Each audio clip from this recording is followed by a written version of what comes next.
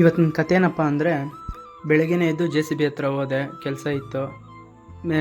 Diesel ಹೋಗ್ತಾಯಿತ್ತು, nozzle pipe plastic ಕ್ಯಾಪುಗಳು ಹೋಗಿದ್ವು. ಅವು ಹೊಸವು ತಂದು ಫಿಟ್ ಮಾಡ್ತಾ ಇದ್ನಿ.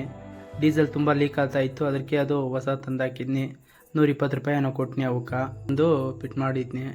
ನನ್ನ ಪಟ್ಟಿ ಎಲ್ಲ ಮುಗೀತು. ಎಲ್ಲ ಕ್ಲೋಸ್ ಮಾಡಿಬಿಟ್ಟು ನಮ್ಮ ಓನರ್ ಅವ್ರ ಮನೆ ಹತ್ರ ಟಿಫನ್ಗೆ ಕರೆದ್ರು.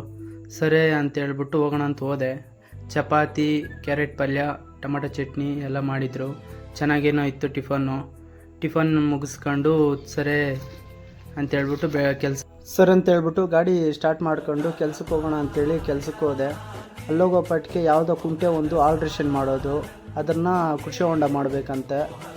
ಆಮೇಲೆ ಟ್ಯಾಕ್ಟ್ರಿಗೆ ಬಂದವು. ಟ್ಯಾಕ್ಟ್ರಿಗೆ ನೋಡಿದರೆ ಡ್ರೈವರ್ ಯಾರೂ ಇಲ್ಲ, ಅದು ನಾನೇ ಓಡಿಸ್ಬೇಕಾಗಿತ್ತು. ಗೊತ್ತಿರೋರ್ದೇ ಟ್ಯಾಕ್ಟ್ರು, ಬೇರೆಯವ್ರದ್ದಾದರೆ ನಾನು ಓಡ್ಸೋಕ್ಕೆ ಹೋಗಲ್ಲ.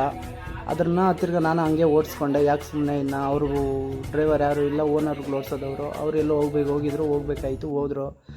ತಿರ್ಗಿ ಹಂಗೆ ಓಡಿಸ್ತಾ ಮಧ್ಯಾಹ್ನ 1:30-2 ಗಂಟೆ ಆಯಿತು. ಊಟ ಬಂತು ಅನ್ನಪೂರ್ಣ ಹೋಟ್ಲಿಂದ. ಊಟ ಅಂತೂ ಚೆನ್ನಾಗಿತ್ತು, ತಿಂದೆ, ಸಕ್ಕತ್ತಾಗಿತ್ತು. ನನ್ನ ಅದೃಷ್ಟ ಅಂದರೆ ಬೆಳಗ್ಗೆನೂ ಕ್ಯಾರೆಟ್ ಪಲ್ಯ, ಮಧ್ಯಾಹ್ನವೂ ಕ್ಯಾರೆಟ್ ಪಲ್ಯ, ಅನ್ನ ಸಾಂಬಾರು ತಂದಿರು, ಚೆನ್ನಾಗೇನೋ ಇತ್ತು. ಕೃಷಿ ಹೊಂಡ ಒಳಗೆ ಕಿಲ್ಸ್ಕೊಂಡೆ, ಸ್ಲೋಪ್ ಮಾಡ್ಕೊಂಡು ಒಳಗೆ ಹೋಗ್ಬಿಟ್ಟು ಸ್ವಲ್ಪ ಆಲ್ಟ್ರೇಷನ್ ಮಾಡಬೇಕಾಯಿತು. ಕುಂಟೆ ಒಳಗಡೆ ಆಲ್ಟ್ರೇಷನ್ ಎಲ್ಲ ಮಾಡ್ಕೊಂಡು ಎಲ್ಲ ಇನ್ನೂ ಸ್ವಲ್ಪ ಇತ್ತು ಕುಂಟೆ. ನೋಡಿ, ಇಲ್ಲ ಎಷ್ಟು ಮಾತ್ರ ಮಾಡಿದ್ದೀನಿ, ಇನ್ನೂ ಸ್ವಲ್ಪ ಐತೆ. ಸಾಯಂಕಾಲ ನಪ್ಪಟ್ಟಿಗೆ 6 ಗಂಟೆ ಆಯಿತು. ಲಾಸ್ಟ್ ಲೋಡ್ ಮಣ್ಣು ಲೋಡ್ ಒಂದು ಹಾಕ್ಕೊಂಡು ಮುಗಿಸ್ಕೊಂಡು ಪಾಲ್ಟಿ ಬಾಟಾ ಕಾಸು ಕೊಟ್ಟರು.